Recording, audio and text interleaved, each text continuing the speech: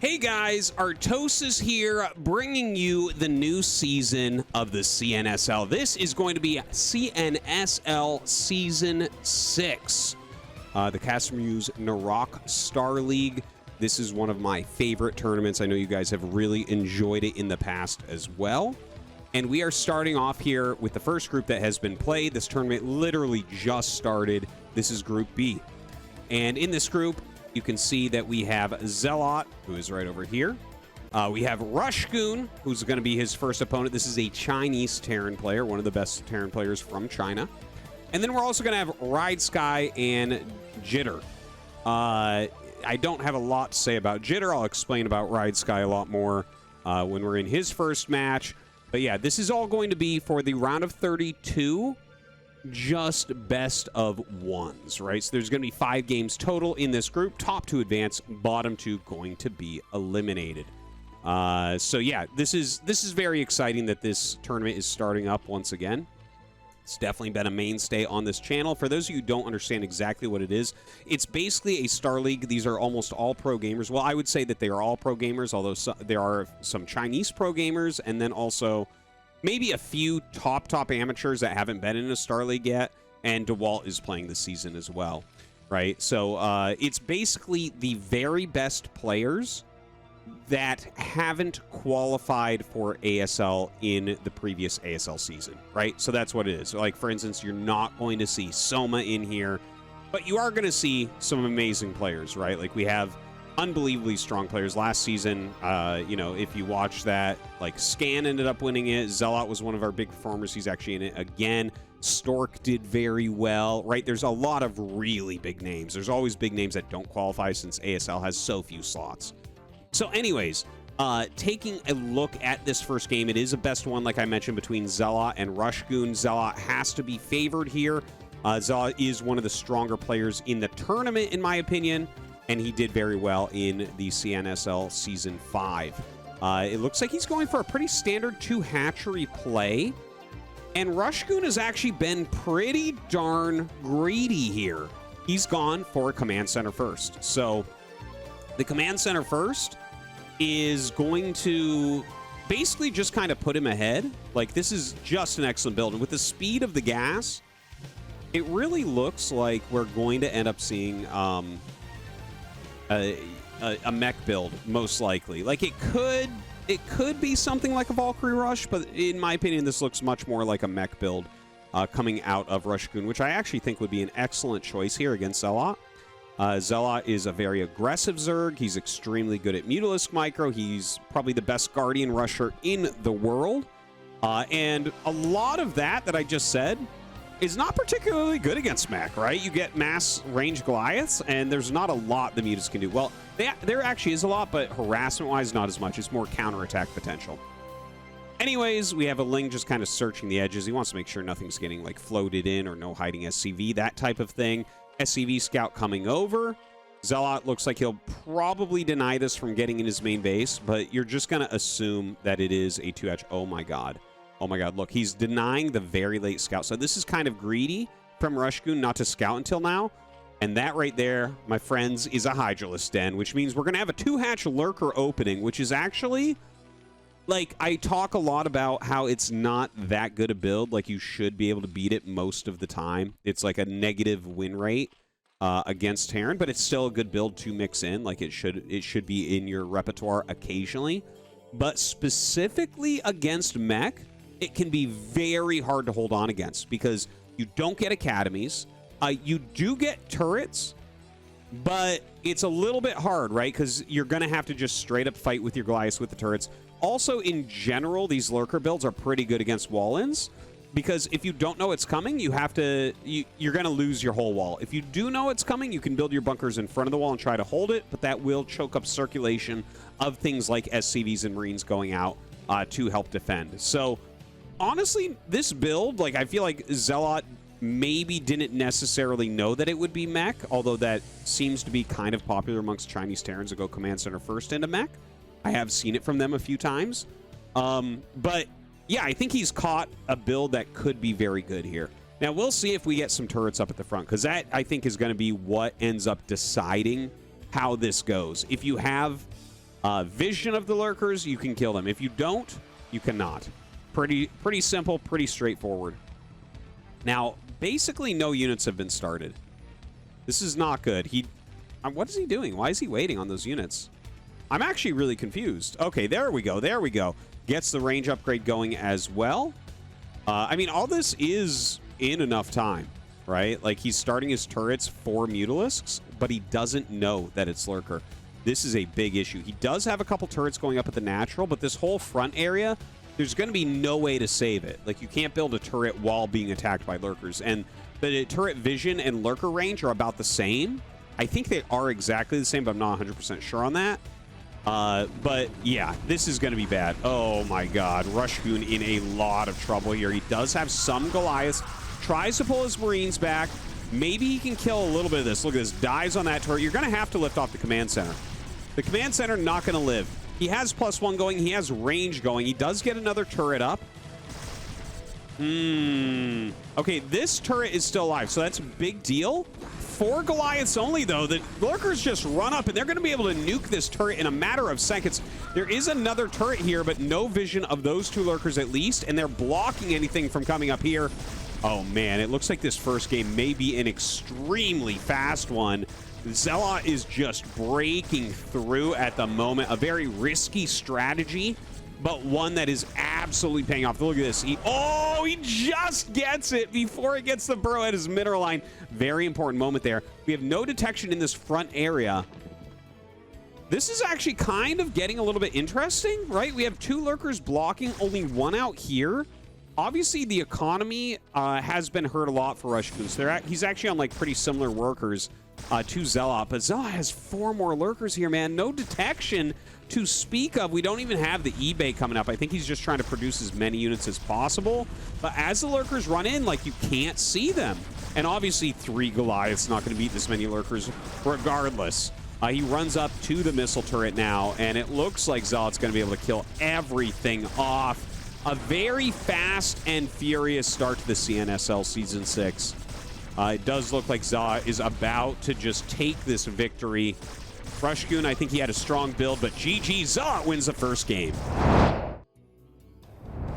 So jumping right into the second game here, and we're seeing a really funny situation. These guys both going for proxy barracks play, probably both a proxy 8 barracks, and they run into each other with their starting SCVs. A crazy moment in a Terran versus Terran. It looks like Jitter wants to still try and pull this off. It's not going to work. Like, when this happens, chase your opponent's SCV around and make your barracks at home. That's it's the only way. But yeah, they're going to part ways at this point. Depot is going to go down.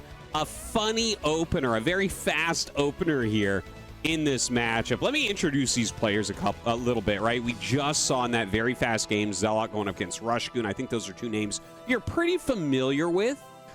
Here, I feel like people should be familiar, or at least they will soon, with this man. He's playing under Mandu Sohi123, but his real ID is Ridesky.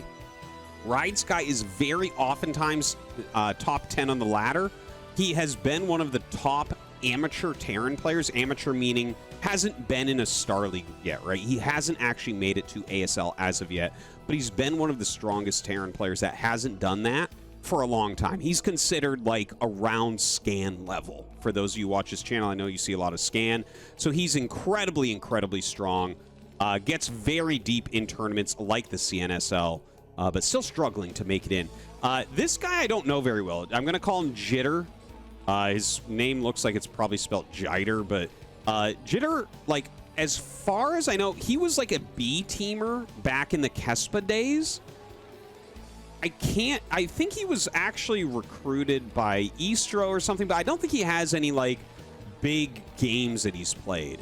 Like, I don't think he's played in Pro League. He hasn't been in a Star League for sure. So I don't actually know much about him. He might actually be the player I know the least about in this entire tournament. So yeah, I would say that he is a big underdog here against Ridesky. And you can see Ridesky right now sitting at 500 APM. This is not a joke, okay? And I like, Ridesky is incredibly fast. Like, he is just nonstop all game, every game. and is always in the 400s for his APM. And by the way, I do want to mention, because I know that we have some crossover, right? Some of you guys that watch this are maybe bigger StarCraft 2 fans than StarCraft 1. StarCraft 2, when you look at the APM, you're like, yeah, there's a lot of pros with that. It's not actually the case. APM is actually a little bit different between the two games because you put the repeat rate very low, and there's things like rapid fire warp-ins, and you know, there's so if you grab like 100 larvae, you can make them all into zerglings at once. You have these repeat rates basically that inflate the APM, where it's like someone holding down a key and then it makes it look like they have 500 APM. Nothing like that exists in StarCraft 1. So when you see this, he is literally actually doing this, which is, I can't even imagine, man. It's wild how fast he is, but certainly one of our fastest players. So let's take a look at how they've recovered from these builds. We have the factory up, the first vulture coming out here for Ridesky. Over on the other side, Command Center has been started, and we have vultures being made. Now, there are 3 Marines to go with this vulture, but there's 3 Marines defensively as well. Second vulture and third vulture are queued up before we even get the Command Center. So the Command Center is, you know, this is not like a game-ending thing, but it is quite a bit later. Here, you can see that he's looking for a scuffle, right? Ridesky right now, he's making a lot of vultures. He wants to get out there and put the pressure on. Let's see if Jitter makes another vulture or a siege tank. Oh, he saved for a siege tank. So this actually gives a window right now. It's about 30 seconds where there's a big advantage unit-wise for Ridesky. If he gets down there immediately and attacks, he's going to be able to do a lot of damage. He's waiting for this third vulture. Don't forget, though, when this tank comes out, it can help to deal with this army very quickly. A tank is extremely good against all these units. And here we go. Ridesky getting ready to push in. Here we go. Here we go. Okay, the vultures targeting down. They want to take out the Marines quickly. It's actually a very important thing. Marines have higher DPS. And in fact, he does get it and still has a reasonable amount left. Just targeting down SCVs at this point. How many SCVs can he end up getting? Is it going to be enough? He's dealing a lot of damage to this siege tank, and it's hard to repair this because if you do, he's going to target your SCVs. So right now, even though his command center is quite a bit later, we have an SCV advantage right now for Ridesky. Put some more damage on that tank, but honestly, Jitter's doing a very good job of holding this. And yeah, you can see how he is picking off as many SCVs as is possible. Command center is done back here. So it looks like Ridesky's overall SCV advantage will end at 4. But let's look at what the actual tech is. He is going to factories, no add-on, and he is going into Starport. Over here, we do have the armory and 2 factories, and there's already 2 siege tanks. So honestly, looking at this position, like tech-wise, maybe we have a slight advantage for Ridesky because he is getting the Starport. But with double siege tank and the fact that you're making Goliaths already, the Wraith isn't going to be that impactful, and your opponent has no siege tanks. And siege tanks can kind of out-micro and outdo all the other factory units, you know, if you control them correctly. So honestly, it's a pretty close game right now. I do feel like Jitter should probably go across the map and try to put some pressure on. But if Ridesky makes Goliaths nonstop, which it looks like he is, right? Like he's going up right now into 6 Goliaths plus the Wraith. Like that's pretty solid. It's like a funny thing because the add-on takes the same amount of time as a Goliath. Just skipping the add-on gives you substantially more units. And honestly, in the early game, if you just make Goliaths nonstop and your opponent plays a more regular, quote-unquote, regular game here by making some siege tanks and adding in, you know, some upgrades, that type of thing, the Goliaths will actually beat this early game. So, like, right now, looking at this, okay, Cloak is on the way. He's going to have 6 Goliaths, 2 Vultures. That beats this. It's close, but it beats this. Like, you got to do some good micro. You got to be moving forward. Let's see him try to take it down. Moving forward right now, Ridesky trying to get that damage. This choke is really hard to move through, and you can see this Vulture, for instance, on the low ground, missing some shots, perhaps. He continues to move through. The stutter step forward, very, very important. Having a little bit of a hard time getting on top of those siege tanks, but he killed off the Goliaths. So right now, the Wraith is dealing a lot of damage as well, and you can see that extra production of Goliaths doing a fantastic job here for Ridesky, and he is going to be able to kill off all of these siege tanks. So very well executed. He's getting the double add-on himself during that engagement. So he's kind of covering his transition by utilizing the kind of more base army he had to win a fight. So he is still going to be slightly behind as far as siege tanks go. But honestly, I look at the game right now, and I feel like Ridesky's winning, right? He went into Cloak. I believe he actually let Cloak finish. I wasn't paying attention, but I believe he has Cloak right now. He's getting a dropship. He has double factory, siege on the way, a very solid army right now, double gas going, and he's up 5 workers. So that's some solid stuff. Okay, he did cancel. He did cancel Cloak. That was like a StarCraft 2 Banshee Cloak right there, where the barracks was floating over, so he started Cloak, and when it went out, he canceled. But it forces you into comsats, which you might not want early on, right? You only really want comsats if you think there's going to be mines or cloaked wraiths. As far as very early on, obviously comsat is amazing in TVT and something that you're going to want throughout the game, but it costs a lot of money to get your first couple comsats out. So just throwing that out there. Nice moves. We have a SCV coming up to Scout, and it's going to see that 3rd command center, so he's going to be a little bit slower on that. 2 factories being added, but I don't think that helps him to necessarily like do very much right now, right? Like the 2 extra factories are a little bit late to reinforce his army and do any sort of attack that I think is going to be worthwhile. Now he comes down, the drop on the high ground here. Obviously a lot more siege tanks, so he should be able to clean this pretty easily. Ooh, he even has range on his Goliath. Actually, I didn't expect that, and I think Ridesky didn't expect that either. And by the way, it is completely fine to get range. A lot of pros skip range even versus wraiths, and instead just like to get an extra factory a little bit quicker because it's the same gas cost, right? So that's oftentimes what's stopping you. He's mining out these minerals now, trying to transfer his SCVs through to that 3rd base location. And yeah, we got ourselves an interesting game. Okay. You know, there's this little setup, like he just left some units here, so that's annoying to clear. It will slow down Jitter from starting his 3rd command center a little bit. Definitely wants to get that going. Comes in and will be able to clear this, of course. It was getting repaired, but yeah, obviously that's not going to stay alive for too long. Jitter clears this out. He's got his 4 factories.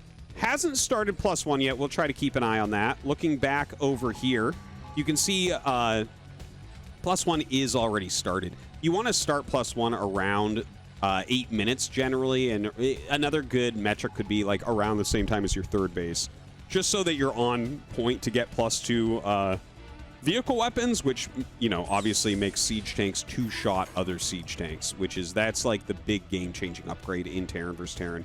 So right now, he is adding extra factories, a 3rd add-on as well. He has that starport, so there's always potential for more wraiths. There's always potential for more dropships, which in fact he does have and is flying across the map with right now.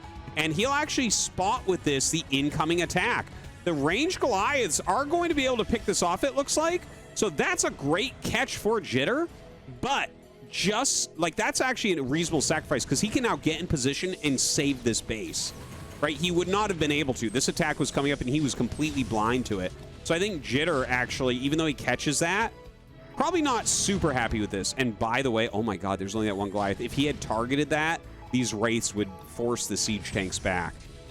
So looks like we're going to have a hold here from Ridesky on this location. In the meantime, Jitter taking his own 3rd base. He is a little bit late on that. There is his starport. The +1 is being made as well. Ridesky getting all the upgrades. His factory count is what's really going to kill Jitter here. He's got 1 more add-on and overall 3 more factories. So he's just going to be able to outproduce. He's going to get more siege tanks and more of everything else. Right now, Ridesky is really dominating. Look at this. He's up 20 workers, which is most of the, in fact, more than some of the supply that he's up. But yeah, like Ridesky is really showing his mechanical prowess, right? Like he timed his 3rd base really, really well. He busted the first attack really, really well. You know, put the pressure on in the early game also. This has been a fantastic game from Ridesky. Like, really. He is such a strong player, and I know that we have ZeLoT in this group awaiting him in that winner match if he does end up winning this TVT.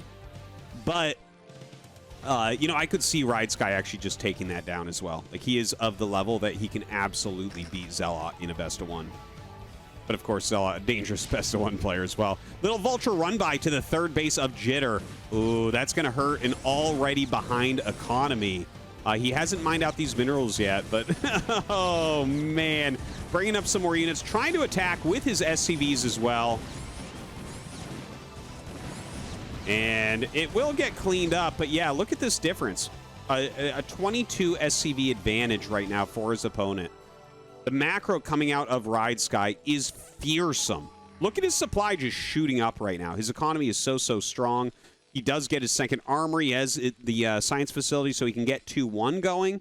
Just fantastic as far as those upgrade timings go. Meanwhile, Jitter is going to the center of the map with, like, really a paltry force. Like, this is not, at this point of the game, not super strong. It looked like maybe what he's doing, like, yeah, it looks like he's going to just use this as kind of like a, I'm trying to hold a position in the center of the map. But this is not useful right now, right?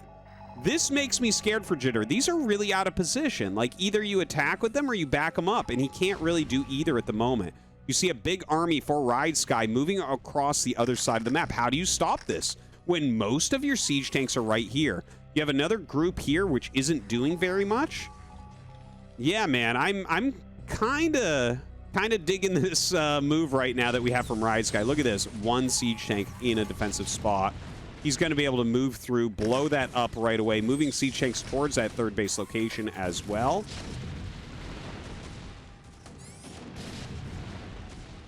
And, well, you know, pretty good defense from Jitter, I have to say. Some well-placed siege tanks there, really abusing that move-in location. Looks like we had a drop here from Jitter, but some wraiths have been made from Ridesky. He's building upon those initial two. That's actually a very pro move, is when you're adding in wraiths kind of after you have everything else set up. Like, just getting a small group of wraiths really can screw with your opponent. Now, gets in with these vultures. A lot of SCVs going to be taken down. That SCV advantage continues to go further and further towards Ridesky here. And Jitter doesn't have a lot going on, honestly. Like, it looks like he's trying to get out of this general area with his tanks. Maybe he can take that base or something, but he needs to clear this out, retake his third base. He's down 70 supply. It's pretty bad. I think we're just about at the end of this game, honestly, with the cloaked wraiths coming in and cleaning up siege tanks. We don't even have any Goliaths over here to help out. GG is called, and Ridesky gonna advance that winner match.